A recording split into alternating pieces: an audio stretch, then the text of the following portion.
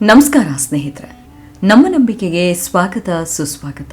ಸ್ನೇಹಿತರೆ, ಇದು ಶತಮಾನಗಳಿಂದ ಕೇಳಿಬರುತ್ತಿರುವ ಪ್ರಶ್ನೆ. ಕೆಲವರು ಶ್ರೀಕೃಷ್ಣನನ್ನು ಟೀಕಿಸಲು ಇದೇ ವಿಷಯವನ್ನು ಬಳಸ್ತಾರೆ. ಮತ್ತೆ ಕೆಲವರು ಕೃಷ್ಣನು ಯಾಕಿಷ್ಟು ಮದುವೆಯಾದ ಎಂದು ಗೊಂದಲಕ್ಕೀಡಾಗ್ತಾರೆ. ಆದರೆ ನೀವು ಒಂದು ವಿಷಯ ತಿಳಿದ್ರೆ ಆಶ್ಚರ್ಯ ಪಡ್ತೀರಿ. ಶ್ರೀಕೃಷ್ಣನು 16,000 ಮಹಿಳೆಯರನ್ನ ತನ್ನ ಆಸೆಗಾಗಿ ಮದುವೆ ಆಗಲಿಲ್ಲ. ಅವರ ಜೀವನವನ್ನು ಸಮಾಜದಲ್ಲಿ ಗೌರವದಿಂದ ಬದುಕಲು ಅವಕಾಶ ಮಾಡಿಕೊಡಲು, ಅವರ ಮಾನವನ್ನ ಉಳಿಸಲು ಮಾಡಿದ ಒಂದು ಮಹಾನ್ ಧಾರ್ಮಿಕ ಕಾರ್ಯ ಅದು ಎಂದು ಪುರಾಣಗಳು ವಿವರಿಸುತ್ತವೆ. ಹಾಗಾದರೆ ಆ 16,000 ಮಹಿಳೆಯರು ಯಾರು? ಅವರನ್ನು ಯಾರು ಬಂಧಿಸಿದ್ರು? ಕೃಷ್ಣನು ಅವರನ್ನು ಹೇಗೆ ರಕ್ಷಿಸಿದ? ಮತ್ತು ನಿಜವಾಗಿಯೂ 16,000 ಹೆಂಡತಿಯರೊಂದಿಗೆ ಕೃಷ್ಣನು ಹೇಗೆ ಬದುಕಿದ?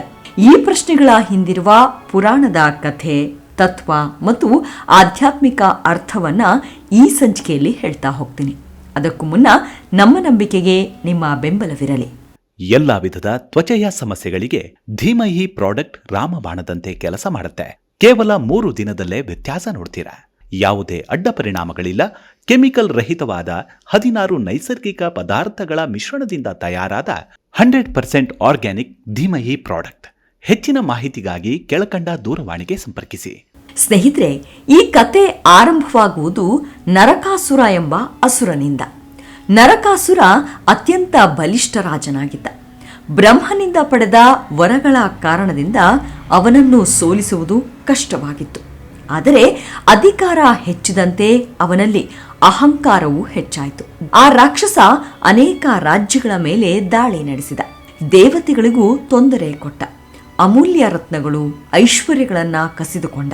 ಆದರೆ ಅವನ ಅತ್ಯಂತ ದೊಡ್ಡ ಅಪರಾಧವೆಂದರೆ ವಿವಿಧ ರಾಜ್ಯಗಳ ರಾಜಕುಮಾರಿಯರನ್ನ ಮತ್ತು ಯುವತಿಯರನ್ನ ಅಪಹರಿಸಿ ತನ್ನ ಕೋಟೆಯಲ್ಲಿ ಬಂದಿಯಾಗಿಟ್ಟ. ಆ ರಾಜಕುಮಾರಿಯರೇ ಬರೋಬ್ಬರಿ 16,000 ಮಂದಿ. ಪುರಾಣಗಳ ಪ್ರಕಾರ ಈ ಮಹಿಳೆಯರು ಸಾಮಾನ್ಯರಲ್ಲ. ಅವರು ವಿವಿಧ ರಾಜ್ಯಗಳ ರಾಜಕುಮಾರಿಯರು, ಕುಲೀನ ಕುಟುಂಬಗಳ ಮಹಿಳೆಯರು ಹಾಗೂ ಅನೇಕ ಪ್ರದೇಶಗಳಿಂದ ಬಲವಂತವಾಗಿ ಕರೆತರಲ್ಪಟ್ಟವರು. ಅವರಲ್ಲಿ ಯಾರೂ ನರಕಾಸುರನನ್ನು ಸ್ವಯಂ ಇಚ್ಛೆಯಿಂದ ಅನುಸರಿಸಿರಲಿಲ್ಲ. ಅವರೆಲ್ಲರೂ ಬಂಧಿತರಾಗಿದ್ರು. ಆ ಕಾಲದಲ್ಲಿ ಒಬ್ಬ ಮಹಿಳೆ ಅಪಹರಣಕ್ಕೊಳಗಾದರೆ ಅವಳು ತಪ್ಪು ಮಾಡದಿದ್ದರೂ ಸಮಾಜವು ಅವಳನ್ನ ಅನುಮಾನದಿಂದ ನೋಡುತ್ತಿತ್ತು. ಹೀಗಾಗಿ ಕುಟುಂಬಗಳು ಅವರನ್ನು ಹಿಂದಿರುಗಿ ಸ್ವೀಕರಿಸಲು ಹಿಂಜರಿತಾ ಇದ್ವು. ಇದು ಅವರ ಜೀವನವನ್ನ ಸಂಪೂರ್ಣವಾಗಿ ನಾಶ ಮಾಡಬಹುದಾದ ಪರಿಸ್ಥಿತಿಯಾಗಿತ್ತು. ನರಕಾಸುರನ ಅಟ್ಟಹಾಸ ಮಿತಿಮೀರಿದಾಗ ದೇವತೆಗಳು ಶ್ರೀಕೃಷ್ಣನಿಗೆ ಶರಣಾದರು. ಕೃಷ್ಣನು ತನ್ನ ಪತ್ನಿ ಸತ್ಯಭಾಮೆಯೊಂದಿಗೆ ನರಕಾಸುರನ ವಿರುದ್ಧ ಯುದ್ಧಕ್ಕೆ ಹೊರಟ. ಭೀಕರ ಯುದ್ಧ ನಡೆಯಿತು.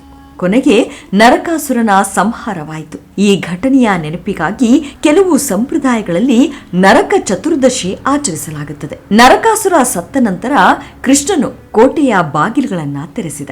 ಆ ಗುಪ್ತ ಕೋಟೆಯೊಳಗೆ ಸಾವಿರಾರು ಮಹಿಳೆಯರು ಭಯದಿಂದ ನಡುಗ್ತಾ ಇದ್ರು. ಅವರಿಗೆ ಮೊದಲ ಬಾರಿಗೆ ಸ್ವಾತಂತ್ರ್ಯ ಸಿಕ್ಕಿತ್ತು. ಆದರೆ ಅವರ ಮನಸ್ಸಿನಲ್ಲಿ ಮತ್ತೊಂದು ಭಯ. ಈಗ ನಾವು ಎಲ್ಲಿಗೆ ಹೋಗುವುದು? ಆದರೂ ಧೈರ್ಯ ಮಾಡಿ ಕೃಷ್ಣನ ಮುಂದೆ ಕೈ ಮುಗಿದು ಹೇಳಿದರು, ನಮ್ಮನ್ನ ನಮ್ಮ ಮನೆಗೆ ಕಳಿಸಿದರೂ ಸಮಾಜ ನಮ್ಮನ್ನ ಒಪ್ಪುವುದಿಲ್ಲ. ನಾವು ಜೀವನ ಪೂರ್ತಿ ಅವಮಾನದಲ್ಲೇ ಬದುಕಬೇಕಾಗುತ್ತದೆ. ನಮ್ಮ ಮಾನವನ್ನ ಉಳಿಸಿ ಎಂದು ಅಂಗಲಾಚಿದ್ರು. ಈ ಸಂದರ್ಭದಲ್ಲಿ ಶ್ರೀಕೃಷ್ಣನು ಅತ್ಯಂತ ಮಹತ್ವದ ನಿರ್ಧಾರ ಕೈಗೊಂಡ. ಹಿಂದು ಮುಂದು ನೋಡದೆ ಆ ಮಹಿಳೆಯರನ್ನ ಮದುವೆಯಾದ. ಇದು ವೈಯಕ್ತಿಕ ಆಸೆಯಿಂದ ಆದ ವಿವಾಹವಲ್ಲ. ಪುರಾಣಗಳಲ್ಲಿ ಇದನ್ನು ಗೌರವ ಮತ್ತು ಸಾಮಾಜಿಕ ಸ್ಥಾನವನ್ನ ಮರುಸ್ಥಾಪಿಸುವ ಕ್ರಮವೆಂದು ವಿವರಿಸಲಾಗಿದೆ. ಇಲ್ಲಿಯೇ ಮತ್ತೊಂದು ಪ್ರಶ್ನೆ ಬರುತ್ತದೆ. ಒಬ್ಬ ವ್ಯಕ್ತಿ 16,000 ಪತ್ನಿಯರ ಜೊತೆ ಹೇಗೆ ತಾನೇ ಬದುಕಲು ಸಾಧ್ಯ ಎಂದು. ಪುರಾಣಗಳ ಪ್ರಕಾರ ಶ್ರೀಕೃಷ್ಣನು ಪರಮಾತ್ಮ ತನ್ನ ದಿವ್ಯ ಶಕ್ತಿಯಿಂದ ಅನೇಕ ರೂಪಗಳಲ್ಲಿ ಒಂದೇ ಸಮಯದಲ್ಲಿ ಪ್ರತ್ಯಕ್ಷನಾಗ್ತಿದ್ದಂತೆ. ಪ್ರತಿಯೊಬ್ಬ ಪತ್ನಿಯ ಅರಮನೆಯಲ್ಲಿ ಕೃಷ್ಣನೇ ಇದ್ದಂತೆ ಅನುಭವವಾಗುತ್ತಿತ್ತು ಎಂದು ಭಾಗವತ ಪುರಾಣದಲ್ಲಿ ವರ್ಣನೆ ಇದೆ. ಇದು ಸಾಮಾನ್ಯ ಮಾನವನ ಸಾಮರ್ಥ್ಯವಲ್ಲ, ಭಗವಂತನ ದಿವ್ಯ ಸ್ವರೂಪವನ್ನ ಸೂಚಿಸುವ ಆಧ್ಯಾತ್ಮಿಕ ನಿರೂಪಣೆ. ಇಲ್ಲಿ ಒಂದು ವಿಷಯ ಸ್ಪಷ್ಟವಾಗುತ್ತೆ. ಶ್ರೀಕೃಷ್ಣನ ಪ್ರಮುಖ ಪತ್ನಿಯರು 8 ಜನ. ಅವರನ್ನು ಅಷ್ಟಭಾರ್ಯರು ಎಂದು ಕರೆಯಲಾಗುತ್ತದೆ. ರುಕ್ಮಿಣಿ, ಸತ್ಯಭಾಮೆ, ಜಾಂಬವತಿ, ಕಾಲಿಂದಿ, ಮಿತ್ರವಿಂದೆ, ನಾಗ್ನಜಿತೆ, ಭದ್ರಾ, ಲಕ್ಷ್ಮಣ ಇವರು ರಾಜಮನೆತನದ ಅಧಿಕೃತ ರಾಣಿಯರು. 16,000 ಮಹಿಳೆಯರ ಕತೆ ಇದಕ್ಕಿಂತ ವಿಭಿನ್ನವಾದ ಪ್ರಸಂಗವಾಗುತ್ತೆ. ವೈಷ್ಣವ ಸಂಪ್ರದಾಯದಲ್ಲಿ ಈ ಕಥೆಗೆ ಇನ್ನೊಂದು ಅರ್ಥವನ್ನು ನೀಡಲಾಗಿದೆ. 16,000 ಮಹಿಳೆಯರು ಎಂದರೆ ಭಗವಂತನ ಆಶ್ರಯ ಬಯಸುವ ಅನೇಕ ಜೀವಾತ್ಮಗಳ ಸಂಕೇತ. ಕೃಷ್ಣನು ಪ್ರತಿಯೊಬ್ಬ ಜೀವಿಯನ್ನು ಸಮಾನವಾಗಿ ಕಾಪಾಡುವ ಪರಮಾತ್ಮ. ಆದ್ದರಿಂದ ಈ ಕಥೆಯನ್ನು ಕೇವಲ ಐತಿಹಾಸಿಕ ಘಟನೆಯೆಂದು ಮಾತ್ರವಲ್ಲ, ಆಧ್ಯಾತ್ಮಿಕ ಸಂದೇಶವಾಗಿಯೂ ನೋಡಲಾಗುತ್ತದೆ. ಕೆಲವರು 16,000 ಹೆಂಡತಿಯರು ಎಂಬ ಮಾತನ್ನಷ್ಟೇ ಹೇಳಿ ಕೃಷ್ಣನನ್ನ ಟೀಕಿಸುತ್ತಾರೆ. ಆದರೆ ಸಂಪೂರ್ಣ ಕಥೆಯನ್ನ ಓದಿದರೆ ಉದ್ದೇಶವೇ ಬೇರೆ ಎಂಬುದು ತಿಳಿಯುತ್ತದೆ. ಇದು ಕಾಮಕ್ಕಾಗಿ ನಡೆದ ವಿವಾಹವಲ್ಲ, ಬಂಧನಕ್ಕೊಳಗಾದ ಮಹಿಳೆಯರ ಗೌರವವನ್ನ ಉಳಿಸಲು ಮಾಡಿದ ನಿರ್ಧಾರವೆಂದು ಪುರಾಣ ಕಥೆಗಳು ಹೇಳುತ್ತವೆ. ಕೃಷ್ಣನ 16,000 ಪತ್ನಿಯರು ನಂತರ ಏನಾದ್ರು, ಅವರ ವಂಶ ಹೇಗೆ ಬೆಳೆಯಿತು ಎಂಬುದಕ್ಕೆ ಪುರಾಣಗಳಲ್ಲಿ ಉತ್ತರ ಸಿಗುತ್ತೆ. ನರಕಾಸುರನ ಸಂಹಾರದ ನಂತರ ಶ್ರೀಕೃಷ್ಣನು ಅವರನ್ನು ದ್ವಾರಕೆಗೆ ಕರೆತಂದ. ಪ್ರತಿಯೊಬ್ಬರಿಗೂ ಪ್ರತ್ಯೇಕ ಅರಮನೆ, ಗೌರವ ಮತ್ತು ಸುರಕ್ಷಿತ ಜೀವನವನ್ನ ಕಲ್ಪಿಸಿದ ಎಂದು ಭಾಗವತ ಪುರಾಣ ವಿವರಿಸುತ್ತದೆ. ಪುರಾಣಗಳ ಪ್ರಕಾರ ಶ್ರೀಕೃಷ್ಣನು ತನ್ನ ಯೋಗಮಾಯೆಯಿಂದ ಪ್ರತಿಯೊಬ್ಬರ ಬಳಿಯೂ ಒಂದೇ ಸಮಯದಲ್ಲಿ ಇರುವಂತೆ ಕಾಣುತ್ತಿದ್ದ. ಆದ್ದರಿಂದ ಪ್ರತಿಯೊಬ್ಬ ಪತ್ನಿಗೂ ಕೃಷ್ಣನು ತಮ್ಮೊಂದಿಗೆ ಇದ್ದಾನೆ ಎಂಬ ಅನುಭವವಾಗುತ್ತಿತ್ತು. ಪುರಾಣಗಳ ಪ್ರಕಾರ ಶ್ರೀಕೃಷ್ಣನಿಗೆ ಪ್ರತಿಯೊಬ್ಬ ಪತ್ನಿಯಿಂದಲೂ 10 ಮಂದಿ ಪುತ್ರರು ಜನಿಸಿದರು ಎಂದು ಹೇಳಲಾಗಿದೆ. ಅದರಂತೆ ಲೆಕ್ಕ ಹಾಕಿದರೆ 16,108 ಪತ್ನಿಯರಲ್ಲಿ 8 ಪ್ರಮುಖ ರಾಣಿಯರು ಮತ್ತು 16,100 ಪತ್ನಿಯರು ಬಂಧನದಿಂದ ಬಿಡುಗಡೆಗೊಂಡ ಮಹಿಳೆಯರು. ಅವರಿಂದ ಒಟ್ಟು 1,61,080 ಪುತ್ರರು ಜನಿಸಿದ್ದರೆಂದು ಕೆಲವು ಪುರಾಣಗಳಲ್ಲಿ ಉಲ್ಲೇಖವಿದೆ. ಆದರೆ ಇದನ್ನು ಇಂದಿನ ಇತಿಹಾಸದ ಅಂಕಿಅಂಶದಂತೆ ನೋಡದೆ ಪುರಾಣಗಳ ದೈವಿಕ ವರ್ಣನೆಯ ಭಾಗ ಎಂದು ಅರ್ಥ ಮಾಡಿಕೊಳ್ಳುವುದು ಸೂಕ್ತ. ಈ ಸಂಖ್ಯೆಗಳು ಭಗವಂತನ ಅನಂತ ಶಕ್ತಿ ಮತ್ತು ವೈಭವವನ್ನು ಸೂಚಿಸುವ ಸಂಕೇತಾತ್ಮಕ ಅರ್ಥವನ್ನ ಹೊಂದಿವೆ ಎಂದು ಅನೇಕ ಆಚಾರ್ಯರು ವಿವರಿಸಿದ್ದಾರೆ. ಅವರ ವಂಶ ಬೆಳೆದಿದ್ದಾದ್ರೂ ಹೇಗೆ ಅಂದ್ರೆ, ಶ್ರೀಕೃಷ್ಣನು ಯಾದವ ವಂಶಕ್ಕೆ ಸೇರಿದವನು. ಅವರ ಪುತ್ರರು ಮತ್ತು ಮೊಮ್ಮಕ್ಕಳ ಮೂಲಕ ಯಾದವ ವಂಶ ಬಹಳ ವಿಸ್ತಾರವಾಯಿತು.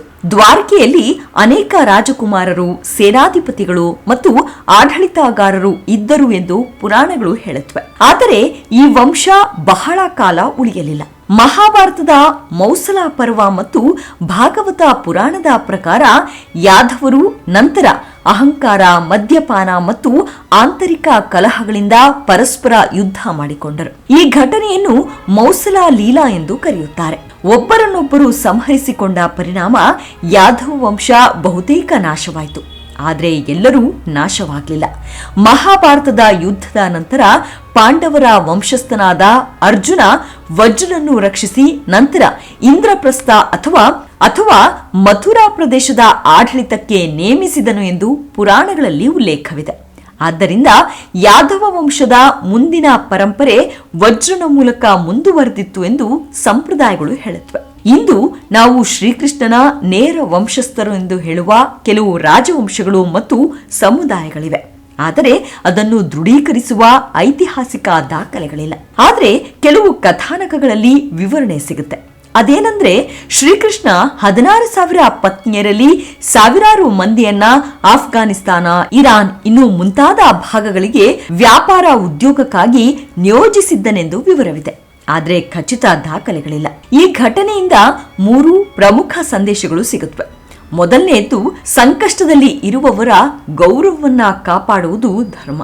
ಎರಡನೆಯದು, ಸಮಾಜದ ತಪ್ಪು ಕಲ್ಪನೆಗಳಿಂದ ನಿರಪರಾಧಿಗಳನ್ನ ದೂಷಿಸಬಾರದು. ಇನ್ನು ಮೂರನೆಯದು, ನಿಜವಾದ ನಾಯಕತ್ವ ಎಂದರೆ ದುರ್ಬಲರ ಪರ ನಿಲ್ಲುವುದು. ಹೀಗೆ ಶ್ರೀಕೃಷ್ಣನಿಗೆ 16,000 ಹೆಂಡತಿಯರು ಇದ್ದರು ಎಂಬ ಮಾತನ್ನು ಕೇವಲ ಒಂದು ಸಂಖ್ಯೆಯನ್ನಾಗಿ ನೋಡಿದರೆ ಅದು ಗೊಂದಲ ಉಂಟು ಮಾಡಬಹುದು. ಆದರೆ ಭಾಗವತ ಪುರಾಣ ಮತ್ತು ವೈಷ್ಣವ ಸಂಪ್ರದಾಯದಲ್ಲಿ ಹೇಳುವ ಕಥೆಯ ಪೂರ್ಣ ಹಿನ್ನೆಲೆಯನ್ನು ಅರಿತರೆ ಇದು ಬಂಧನಕ್ಕೊಳಗಾದ ಸಾವಿರಾರು ಮಹಿಳೆಯರ ಮೌನ, ಗೌರವ ಮತ್ತು ಬದುಕನ್ನ ಮರುಸ್ಥಾಪಿಸಲು ಮಾಡಿದ ಧಾರ್ಮಿಕ ಕಾರ್ಯ ಎಂದು ವಿವರಿಸಲಾಗುತ್ತದೆ. ಈ ಕಾರಣಕ್ಕೆ ಈ ಕಥೆ ಸಾವಿರಾರು ವರ್ಷಗಳ ನಂತರವೂ ಜನಮನದಲ್ಲಿ ಉಳಿದಿದೆ.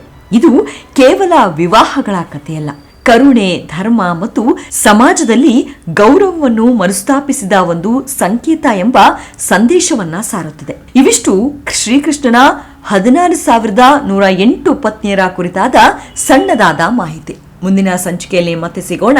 ಅಲ್ಲಿಯವರೆಗೂ ನಿಮ್ಮ ಆರೋಗ್ಯದ ಕಡೆ ಗಮನವಿರಲಿ. Take care. ನಮಸ್ಕಾರ.